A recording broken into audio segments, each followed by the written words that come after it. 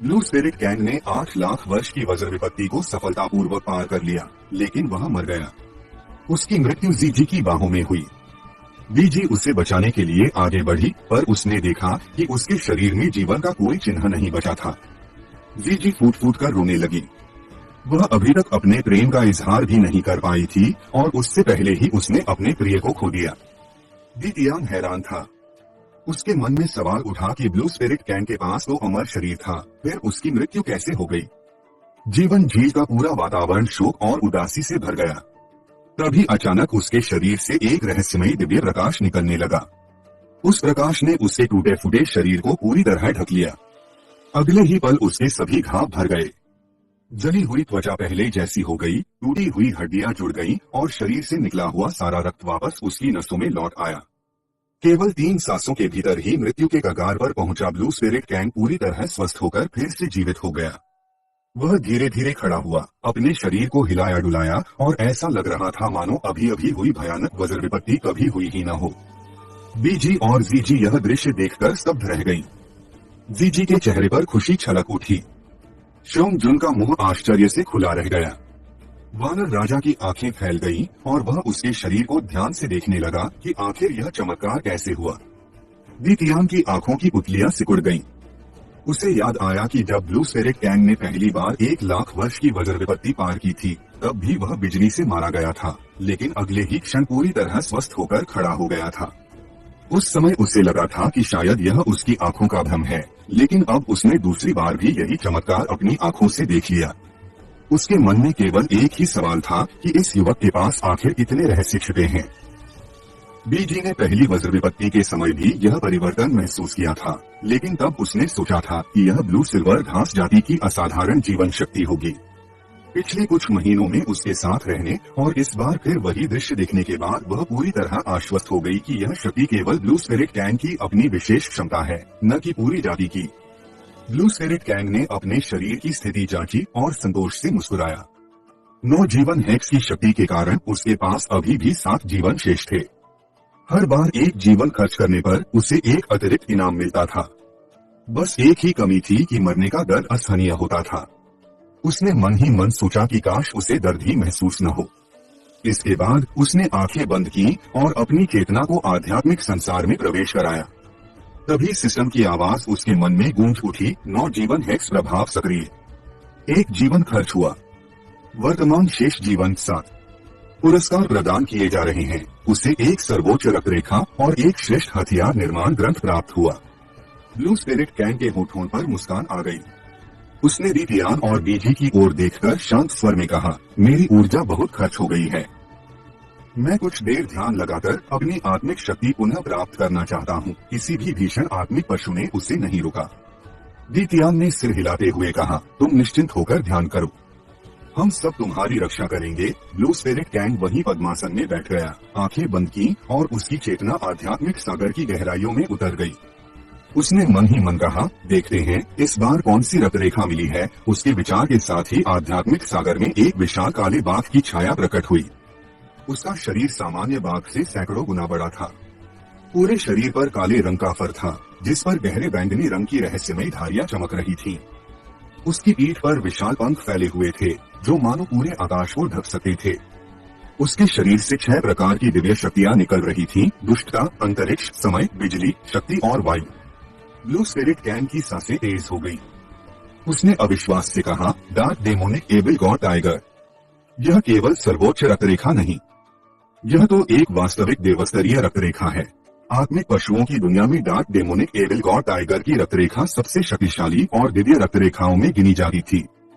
एक के बाद एक होने वाली लड़ाई में मिलने वाला यह दिव्य स्तर का क्षेत्र, गॉड लेवल डोमेन, इतना शक्तिशाली था कि वह अपने प्रतिद्वंदी को युद्ध के दौरान लगातार युवा अवस्था की ओर लौटाता रहता, जिससे उसकी साधना और शक्ति धीरे धीरे पीछे जाती रहती।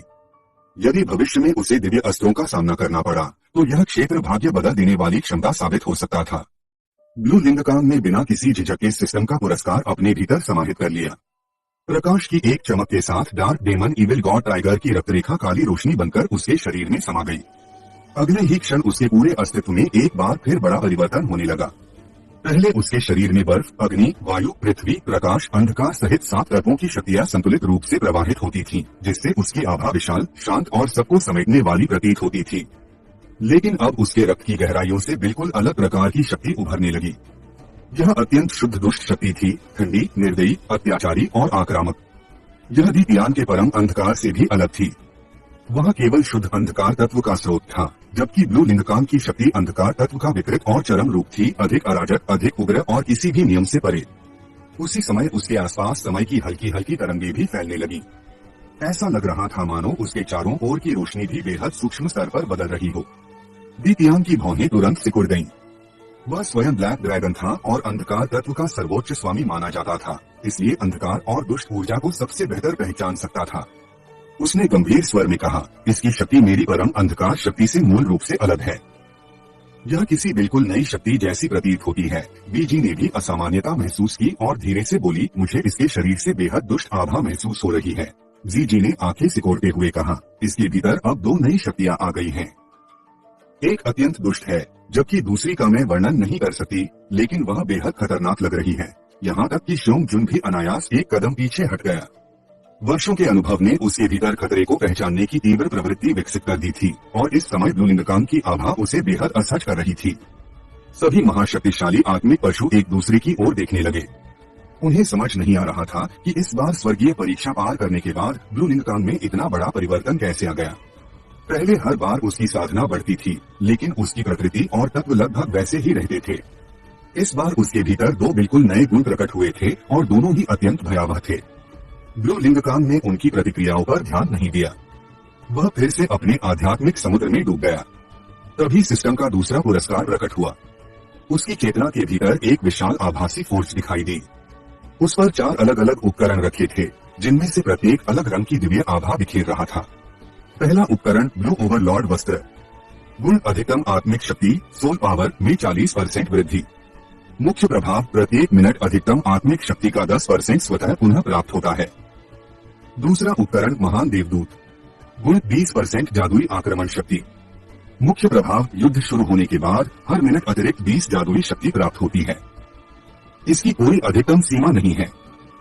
प्रारंभ में 20, पहले मिनट के बाद 40, फिर 60 और इसी प्रकार लगातार बढ़ती रहती है। लेकिन ब्लू लिंगकान को इस समय सबसे अधिक आवश्यकता किसी ऐसे उपकरण की थी जो उसे अत्यंत शक्तिशाली आक्रमण क्षमता प्रदान कर सके। अगर 80 लाख वर्ष की स्वर्गीय विपत्ति का सामना करते समय उसके पास ग्रेट एंजेल उपकरण होता, तो उसे पूरा विश्वास था कि वह उस परीक्षा को पार कर लेता। आखिर स्वर्गीय विपत्ति भले ही उसे लक्ष्य बनाकर हमला करती हो, लेकिन वह कुछ समय तक उससे बचते हुए लड़ सकता था। इस दौरान उसकी जादुई आक्रमण शक्ति लगातार बढ़ती रहती और पता नहीं कितनी ऊंचाई तक पहुंच जाती। दोलो महाद्वीप में चाहे आत्मा छल्ले, सोल रिंग हो या उपकरण, उनकी ताकत या तो आंकड़ों में होती है या उनकी विशेष क्षमता में। आत्मिक पशुओं के लिए भी यही नियम लागू होता है। एक आत्मिक पशु के रूप में अपनी शक्ति बढ़ाने के साधन बहुत सीमित थे। क्षेत्रों, डोमेन के अलावा उनके पास तुरंत शक्ति बढ़ाने का कोई विशेष तरीका नहीं था।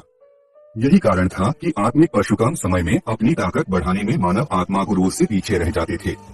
जबकि एक आत्मा गुरु यदि भाग्यशाली हो या पहले से अच्छी योजना बनाए, तो वह कई शक्तिशाली वृद्धि देने वाले आत्मा कौशल प्राप्त कर सकता था। उदाहरण के लिए दाई मुबाई के व्हाइट टाइगर मार्शल सोल के पास white tiger protection, white tiger वज्र परिवर्तन और व्हाइट टाइगर डेमन गॉड परिवर्तन जैसे 3 जबरदस्त वृद्धि कौशल थे, जिनमें हर एक पिछले से अधिक शक्तिशाली था। ब्लू लिंगकान ने अपने विचार समेटे और मन ही मन सिस्टम से कहा, मैं दूसरा उपकरण ग्रेट एंजेल चुनता हूँ। अगले ही क्षण हल्की नीली आभा से चमकता हुआ एक दिव्य उपकरण उसके आध्यात्मिक समुद्र में प्रकट हो गया। उसका पूरा शरीर क्रिस्टल जैसा पारदर्शी था और उसके भीतर मानो तरल ऊर्जा धीरे धीरे बह रही हो, जो स्थिर और कोमल ऊर्जा तरंगे फैला रही थी। ग्रेट एंजेल की सबसे बड़ी विशेषता यह थी कि उसकी जादुई आक्रमण शक्ति की वृद्धि की कोई सीमा नहीं थी। जितनी लंबी लड़ाई चलती, वह उतना ही अधिक शक्तिशाली होता जाता। यह मानो विशेष रूप से ब्लू लिंगकान के लिए ही बनाया गया था। उसने आंखें खोली तो देखा कि दीतियान और बाकी सभी उसकी ओर गंभीरता से देख रहे थे। वातावरण कुछ अजीब सा था। ब्लू लिंगकान ने शांत स्वर में पूछा, क्या हुआ? दीतियान ने भौहें सिकोड़ते हुए कहा, तुम्हारे शरीर से एक दुष्ट आभा निकल रही है और उसके साथ एक दूसरी ऐसी शक्ति भी है जिसे मैं समझ नहीं पा रहा। क्या तुम बता सकते हो? ब्लू लिंगकान मुस्कुराया, बताने लायक कोई रहस्य नहीं है। अभी अभी मुझे संयोग से dark demon evil god tiger की रक्तरेखा प्राप्त हुई है। इसलिए अब मेरे मूल तत्वों के अलावा दुष्ट तत्व और समय तत्व भी जुड़ गए हैं। इतना कहते ही उसकी पीठ से काले रंग के विशाल पंख निकल आए। वे इविल गॉड विंग्स थे। उनके फैलते ही चारों ओर गहरा अंधकार छा गया और भयावह दुष्ट ऊर्जा फैल गई। Dark demon evil god tiger की रक्तरेखा, सभी महान आत्मिक पशु एक साथ चौंक उठे। दीतियान ने गंभीर स्वर में पूछा, तुम्हें यह रक्तरेखा अचानक कैसे मिल गई? यदि मुझे सही याद है तो dark demon evil god tiger सामान्य व्हाइट टाइगर का विकृत रूप है जो इविल गॉड की शक्ति से उत्पन्न हुआ था।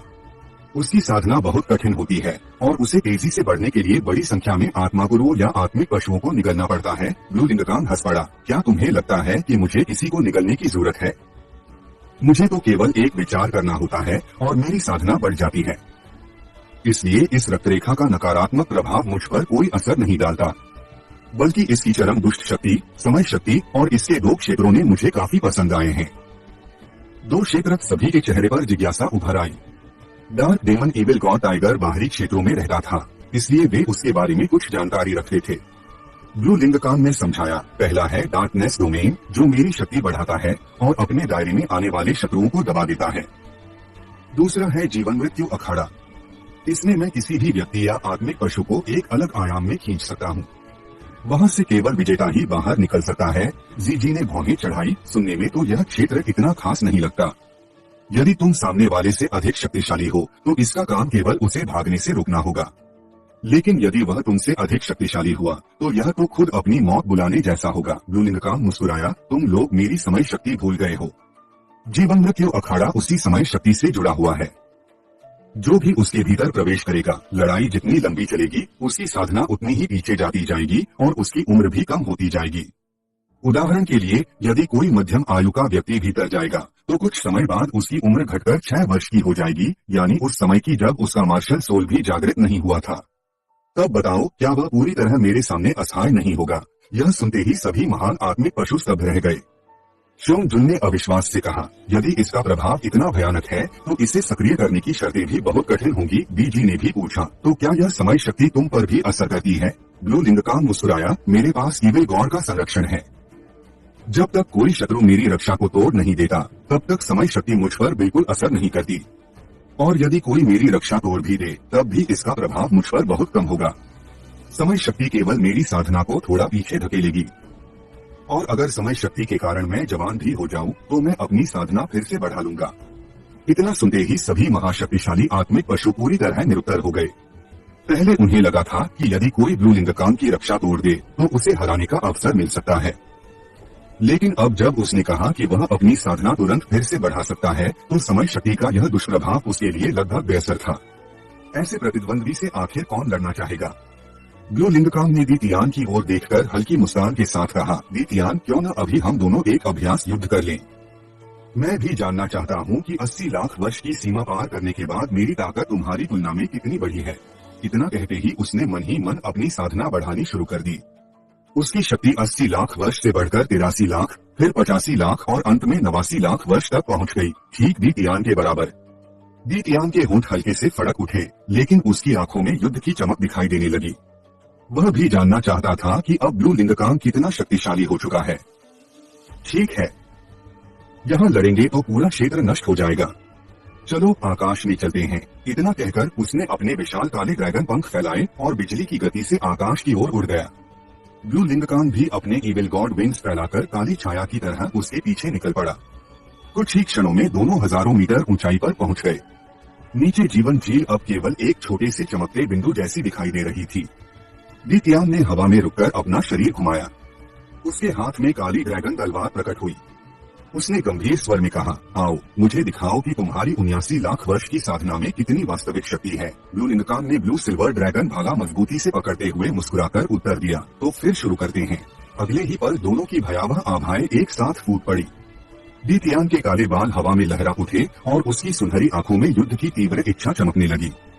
दूसरी ओर ब्लू लिंगकांग अपने ब्लू सिल्वर ड्रैगन भाले को थामे हुए था, जबकि उसके पीछे इविल गॉड विंग्स धीरे धीरे फड़फड़ा रहे थे। उनके चारों ओर की हवा तक मुड़ती हुई प्रतीत हो रही थी। दोनों लगभग 100 मीटर की दूरी पर आमने सामने खड़े थे। सबसे पहले दीतियान ने हमला किया।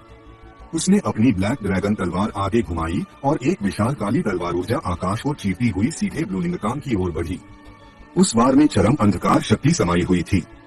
जहाँ से वह गुजरी वहाँ तक प्रकाश भी निगल लिया गया। ब्लू लिंगकांग तनिक भी नहीं डरा। उसने अपना भाला घुमाया और उसकी नोक पर लालसफेद बिजली की प्रचंड शक्ति एकत्र हो गई। अगले ही पल दोनों शक्तियां आमने सामने टकराईं। भीषण विस्फोट के साथ दोनों आक्रमण नष्ट हो गए। ऊर्जा की लहरों ने चारों ओर के बादलों को चीरकर एक विशाल खाली क्षेत्र बना दिया। ब्लू लिंगकांग हल्का सा पीछे डगमगाया, जबकि दीतियान अपनी जगह से बिल्कुल नहीं हिला। पहले दौर में दीतियान को हल्की बढ़त मिली, लेकिन ब्लू लिंगकांग के होठों पर रहस्यमयी मुस्कान उभर आई, क्योंकि युद्ध शुरू होते ही उसने अपना ब्लू सिल्वर डोमेन और सनफ्लेम डोमेन सक्रिय कर दिया था। इन दोनों क्षेत्रों का प्रभाव लगातार दीतियान की आत्मिक शक्ति, शारीरिक ऊर्जा और मानसिक शक्ति को धीरे धीरे कम कर रहा था। भले ही गति धीमी थी, लेकिन समय के साथ इसका प्रभाव बेहद खतरनाक होने वाला था।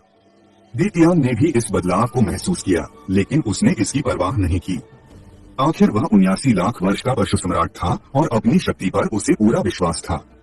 फिर से इतना कहते ही उसका शरीर काली छाया बनकर गायब हो गया। अगले ही क्षण वह ब्लू लिंगकांग के पीछे प्रकट हुआ और उसकी ब्लैक ड्रैगन तलवार सीधे उसकी पीठ की ओर बढ़ी।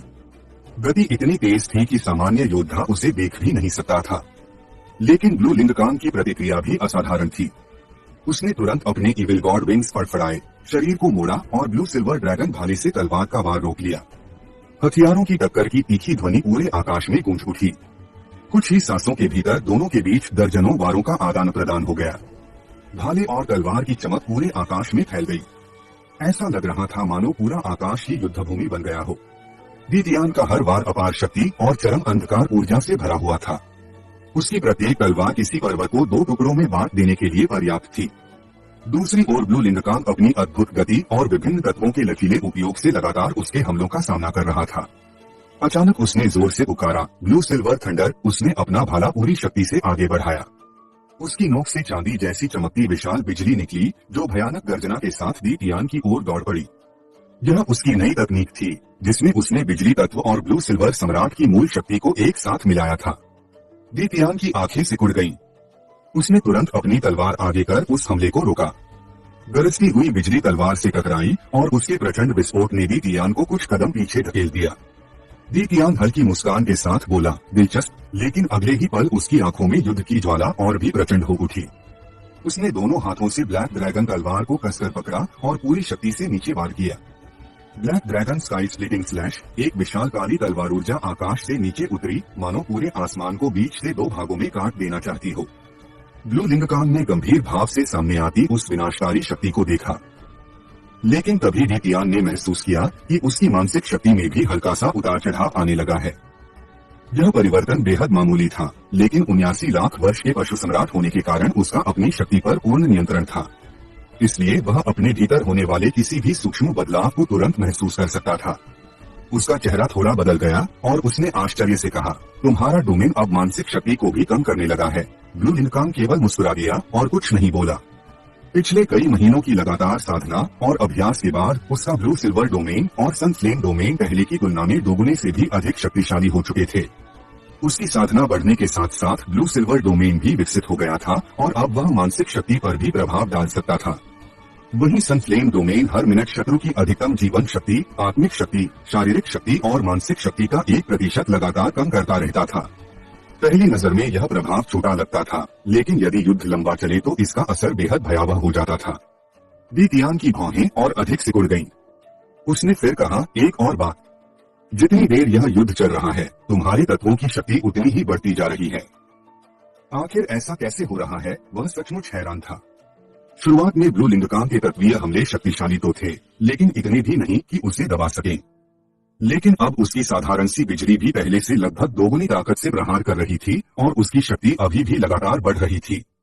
ब्लू लिंगकांग हल्का सा मुस्कुराया, लेकिन उसने इसका कारण नहीं बताया। यह सब उसके नए दिव्य उपकरण ग्रेट एंजेल का प्रभाव था। युद्ध शुरू होने के बाद यह हर मिनट 20 अतिरिक्त जादुई शक्ति प्रदान करता था और इसकी कोई सीमा नहीं थी। लड़ाई शुरू हुए लगभग 3 मिनट बीत चुके थे, इसलिए उसकी अतिरिक्त जादुई शक्ति अब 80 तक पहुंच चुकी थी। इसका अर्थ था कि उसके सभी तत्वीय आक्रमण अब शुरुआत की तुलना में पूरे 80% अधिक शक्तिशाली हो चुके थे और यह बढ़ोतरी लगातार जारी थी। जितनी लंबी लड़ाई चलती, वह उतना ही अधिक भयानक बनता जाता। यही ग्रेट एंजेल की सबसे डरावनी विशेषता थी। ब्लू लिंगकांग ने अपना भाला उठाते हुए कहा, दीतियान, अब मेरी बारी है। इतना कहते ही उसने अपने ब्लू सिल्वर ड्रैगन भाले की नोक से एक विशाल अग्नि ड्रैगन छोड़ दिया। फ्लेम ड्रैगन बर्निंग हेवन, अग्नि ड्रैगन भयंकर गर्जना करता हुआ सामने की ओर बढ़ा और उसके गुजरते ही आकाश तपने लगा। उसी क्षण भाले की नोक से एक विशाल हिम ड्रैगन भी निकल पड़ा। फ्रोजन 1000 लीग बर्फीला ड्रैगन अग्नि ड्रैगन के पीछे पीछे दौड़ा। आग और बर्फ की विपरीत शक्तियां एक साथ आगे बढ़ी, जिससे गर्मी और ठंड की टक्कर से अत्यंत विस्फोटक ऊर्जा उत्पन्न होने लगी। दीतियान का चेहरा गंभीर हो गया। उसने लगातार कई काली तलवार ऊर्जाएं छोड़ी और बड़ी मुश्किल से उन दोनों तत्वीय ड्रैगनों को नष्ट कर पाया। लेकिन ब्लू लिंगकांग का आक्रमण यहीं नहीं रुका। उसने जोर से पुकारा, वाइल्ड गॉड ब्लेड। उसके पीछे इविल गॉड विंग्स पूरी शक्ति से फड़फड़ाए और अनगिनत तीखे वायुफ्लक तूफानी बारिश की तरह दीतियान पर टूट पड़े। हवा को चीरती उनकी आवाज पूरे आकाश में गूंजने लगी। दीतियान ने ठंडी आवाज में फुफकारते हुए अपने शरीर को तेजी से घुमाया। उसकी ब्लैक ड्रैगन तलवार एक विशाल काले प्रकाश चित्र में बदल गई और उसने सभी वायुफ्लक रोक दिए। लेकिन जैसे ही उसने इस हमले को रोका, ब्लू लिंगकांग बिजली की गति से उसके सामने पहुंच गया। उसके हाथ का ब्लू सिल्वर ड्रैगन भाला भयंकर बिजली से घिरा हुआ सीधे दीतियान के सीने की ओर बढ़ा। Silver dragon heart piercing spear, भाले की नोक से चांदी का विशाल ड्रैगन गरजता हुआ निकला। उसके साथ बिजली और वायु शक्ति मिलकर 3 तत्वों का एक विशाल घूमता हुआ भंवर बन गए। इस प्रहार की शक्ति अब तक के उसके सभी हमलों से कहीं अधिक थी। दीतियान की आंखें सिकुड़ गईं। अब बचने का समय नहीं था। उसने तुरंत अपनी ब्लैक ड्रैगन तलवार सामने लाकर उस विनाशकारी प्रहार को रोकने की कोशिश की। अगले ही क्षण दोनों की शक्तियां भीषण विस्फोट के साथ टकरा गईं। युद्ध किसी भी तरह थमने का नाम नहीं ले रहा था। नीले वस्त्रधारी युवक बिजली की गति से दीतियान के पीछे पीछे लगा रहा और अपनी भाला फिर से पूरी ताकत के साथ क्षैतिज दिशा में घुमा दी। इस बार दीतियान का चेहरा पूरी तरह बदल गया। उसे समझ आ गया कि इस युवक की शक्ति उसकी कल्पना से कहीं अधिक है। इतना ही नहीं, वह जितनी देर लड़ रहा था उतना ही अधिक शक्तिशाली होता जा रहा था। यदि युद्ध और लंबा चला तो नुकसान केवल उसी का होगा। दीतियान ने गहरी सांस ली। उसके शरीर में अचानक परिवर्तन होने लगा। त्वचा के नीचे से काली ड्रैगन शल्क उभर आए और पल भर में उसके पूरे शरीर को ढक लिया। उसके पैरों पर ड्रैगन जैसे पंजे निकल आए, सिर पर विशाल सींग उग आए और पीठ से विशाल ड्रैगन पंख फैल गए। अगले ही क्षण वह आधे ड्रैगन के रूप में बदल चुका था। उसके शरीर से पहले से कई गुना अधिक भयानक और दमनकारी आभा फूट पड़ी। दीतियान ने भारी और गंभीर स्वर में कहा, लाल लिंगकांग, मुझे इस रूप का उपयोग करने पर मजबूर करने वाले तुम पहले व्यक्ति हो। तुम्हें इस पर गर्व होना चाहिए। उसकी सुनहरी आंखों में लाल लिंगकांग का प्रतिबिंब दिखाई दे रहा था। उसने अपना दाहिना हाथ फैलाया। उसकी हथेली में एक भयावह शक्ति इकट्ठा होने लगी। चारों ओर की हवा कांप उठी और स्वयं अंतरिक्ष भी हल्का हल्का विकृत होने लगा। ड्रैगन गॉड क्लॉ, यह दीतियान का सबसे शक्तिशाली अंतिम अस्त्र था। जैसे ही उसने यह तकनीक प्रयोग की, आकाश से एक विशाल काले ड्रैगन का दिव्य पंजा उतरता हुआ दिखाई दिया। वह विशाल पंजा लाल लिंगकांग को पूरी तरह अपने घेरे में ले चुका था। उसका पूरा शरीर गहरे काले रंग का था, जबकि उसके नुकीले पंजों से गहरा सुनहरा प्रकाश निकल रहा था। उससे प्राचीन, दिव्य और अत्यंत भयावह आभा फैल रही थी। दीतियान ने शांत स्वर में कहा, यह वह दिव्य शक्ति है जो स्वयं ड्रैगन देव ने मुझे प्रदान की थी। ड्रैगन गॉड क्लॉ में देव शक्ति का एक अंश समाया हुआ है। इसे रोक पाना तुम्हारे लिए असंभव है। लाल लिंगकांग हल्के से मुस्कुराया। असंभव? मैं देखकर ही मानूंगा। इतना कहते ही उसने अपनी आंखें बंद कर ली। ब्लू सिल्वर ड्रैगन स्पीयर की असली शक्ति उसके भीतर मौजूद तत्वों से नहीं आती थी, बल्कि उसकी असाधारण मानसिक शक्ति से आती थी। उसी मानसिक बल के सहारे वह प्रकृति में बिखरे हुए अनगिनत तत्वों को नियंत्रित कर सकता था। भाले की नोक पर अब केवल अग्नि, जल, पृथ्वी, अंधकार, प्रकाश, वायु और अंतरिक्ष ही नहीं, बल्कि बर्फ, बिजली, लकड़ी और यहाँ तक कि समय का तत्व भी एकत्र होने लगा। अपनी विशाल मानसिक शक्ति के बल पर लाल लिंगकांग ने इन सभी 10 तत्वों को जबरन एक साथ मिलाना शुरू कर दिया। उसके माथे पर पसीने की महीन बूंदें उभर आईं। उसके हाथों में पकड़ा ब्लू सिल्वर ड्रैगन स्पीयर हल्का हल्का कांपने लगा। इतने सारे तत्वों को एक साथ नियंत्रित करके पूर्ण संतुलन में मिलाना उसकी मानसिक शक्ति पर अत्यधिक भारी पड़ रहा था, लेकिन वह सफल हो गया। भाले की नोक पर एक विशाल काला ड्रैगन आकार लेने लगा। उसके पूरे शरीर पर चांदी जैसी चमकती हुई रेखाएं दौड़ रही थीं, जो सूर्य के प्रकाश में अत्यंत तेजस्वी दिखाई दे रही थीं। उस विशाल ड्रैगन का आकार ड्रैगन गॉड क्लॉ के दिव्य पंजे से तनिक भी छोटा नहीं था। उसके शरीर से 10 तत्वों की संयुक्त ऊर्जा निकल रही थी। वह शक्ति अत्यंत उग्र, जटिल और विनाशकारी होने के बावजूद पूर्ण संतुलन में एक दूसरे के साथ विलीन हो चुकी थी। दीतियान ने उस शक्ति को महसूस किया तो उसकी आंखें आश्चर्य से फैल गईं। तुम यह स्तर भी प्राप्त कर सकते हो। उसकी आवाज में अविश्वास साफ झलक रहा था। उस तत्वीय ड्रैगन से निकल रही ऊर्जा किसी साधारण 8 लाख वर्ष पुराने आत्मा प्राणी की सीमा से बहुत आगे निकल चुकी थी। उसकी शक्ति मानो 9 लाख वर्ष के स्तर को भी छूने लगी थी। लान लिंगकांग ने सिर उठाया। उसकी आंखों से सुनहरी चमक फूट पड़ी।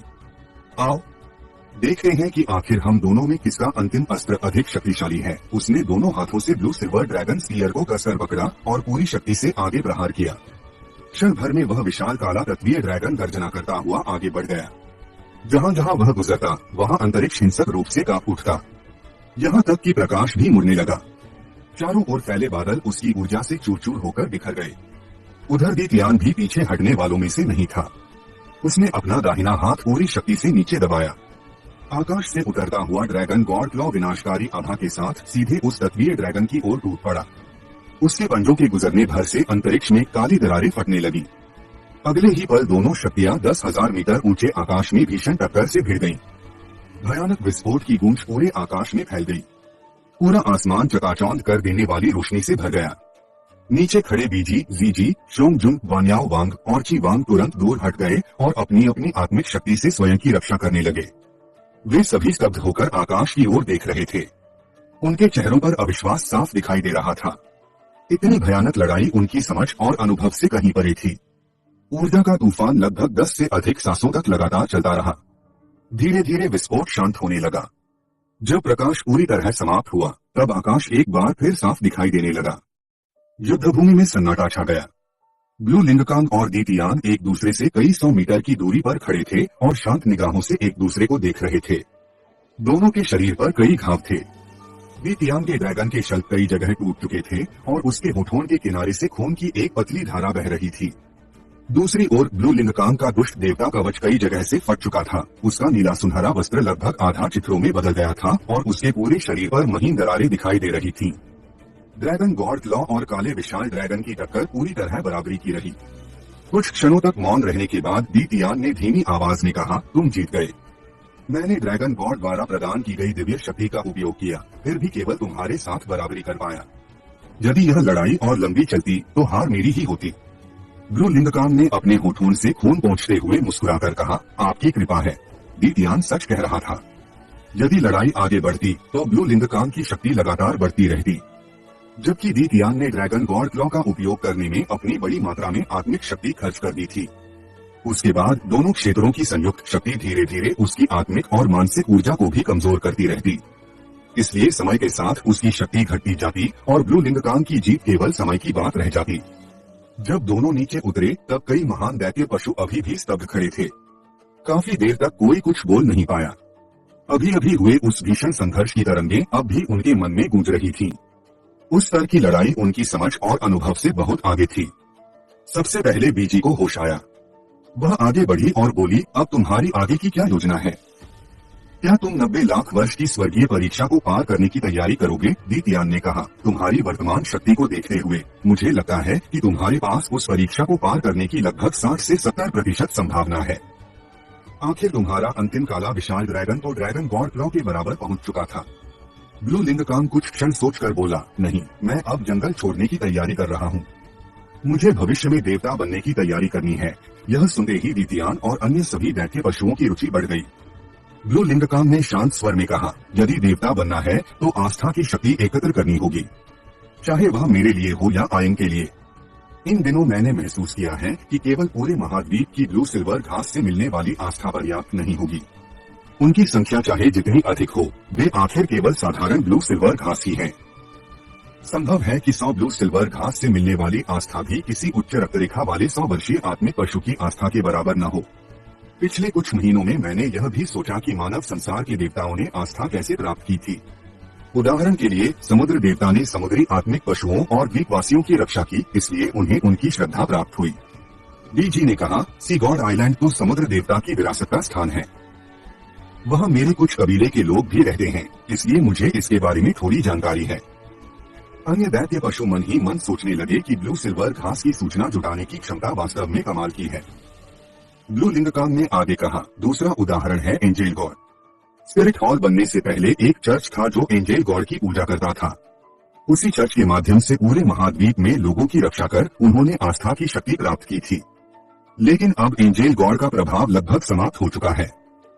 स्पिरिट हॉल के कुछ चुनिंदा लोगों को छोड़कर अब बहुत कम लोग उनके बारे में जानते हैं।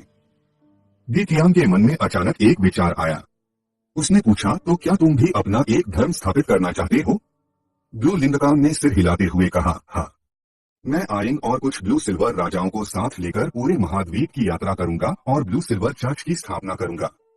जहां तक यह सवाल है कि इस धर्म का अनुसरण कौन करेगा, मुझे लगता है कि तुम इसका उत्तर पहले से जानते हो। दी तियान मुस्कुराया और बोला, तुम उन लोगों को अपना अनुयायी बनाना चाहते हो जिनकी मार्शल आत्मा ब्लू सिल्वर घास है। ब्लू लिंगकांग ने उत्तर दिया, बिल्कुल। इस महाद्वीप में ऐसे लोगों की संख्या बहुत अधिक है जिनकी मार्शल आत्मा ब्लू सिल्वर घास है, लेकिन उनमें आत्मिक शक्ति जागृत नहीं हुई।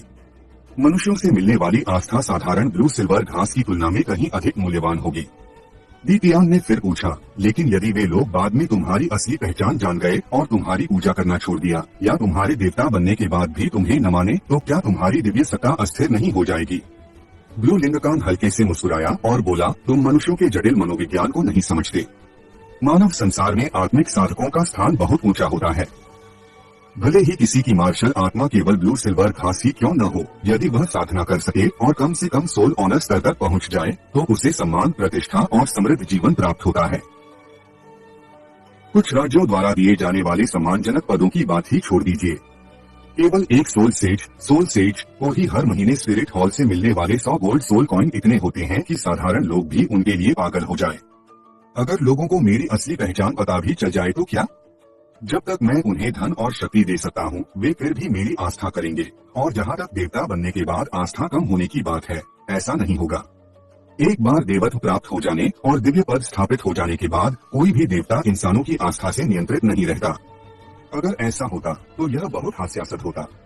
ब्लू लिंगकांग को इस बात का पूरा विश्वास था, क्योंकि उसके पास एंजेल गॉड का उदाहरण था। एंजेल गॉड को नष्ट हुए न जाने कितना समय बीत चुका था, फिर भी कियान दाओलियू ने कियान रेंगशुए के लिए देव परीक्षा शुरू करवाई थी। और कियान रेंगशुए का एंजेल गॉड पद अब भी प्रथम श्रेणी का देव पद था। महाद्वीप के लोग भले ही एंजेल गॉड को बहुत पहले भूल चुके हों और उसकी पूजा न करते हों, फिर भी उसके दिव्य पद में कोई गिरावट नहीं आई। इसलिए आस्था की शक्ति का सबसे महत्वपूर्ण समय देवता बनने से पहले होता है। यदि उससे पहले पर्याप्त आस्था इकट्ठा करके दिव्य सत्ता को स्थिर कर लिया जाए तो बाद में लोगों की आस्था कम होने पर भी वह नहीं डगमगाती। इसके अलावा एक बार दिव्य पद प्राप्त हो जाने के बाद वह डेमन कॉन्ट्रैक्ट के माध्यम से अपनी सीमा भी तोड़ सकता है। ऐसे में उसे दिव्य सत्ता को स्थिर रखने की कोई आवश्यकता ही नहीं थी। दी तियान ने कहा, अगर ऐसा है तो हम तुम पर विश्वास करते हैं। तुम्हारे जाने के दौरान पूर्वजों की भूमि की जिम्मेदारी हम संभाल लेंगे। ब्लू लिंगकांग ने सिर हिलाया, तो फिर यह सब तुम्हें सौंपता हूँ। यह कहकर उसका शरीर चमका और वह जीवन झील से गायब हो गया। जी ने उसके जाते हुए दिशा में देखा और पूछा, लेकिन तुम लोगों को क्या लगता है, वह blue silver grass martial spirit वाले आत्मागुरुओं को अपनी आस्था में कैसे लाएगा?